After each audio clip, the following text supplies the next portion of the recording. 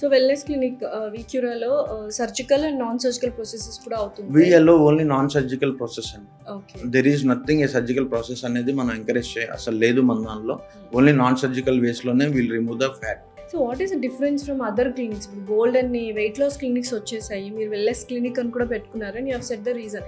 What is the major difference? అంటే this is what we have అన్న unique USP ఏమైనా ఉందా? ఫ్రమ్ ద యూనిక్నెస్ అంటే ఫ్రమ్ ద స్టార్టింగ్ పాయింట్ అనేది మన రిజిస్ట్రేషన్ ఫార్మ్ ఈజ్ డిఫరెంట్ అండి. Will tackle everything, will prioritise the clients orient, వాళ్ళ goals, specific goals ఏంటనేది దానికి ప్రయారిటీ ఇస్తాం మనం. Based upon that we entail every branch has one MBBS doctor. ఆ doctor మనకి జనరలైజ్ స్క్రీనింగ్ మొత్తం తీసుకుంటారు.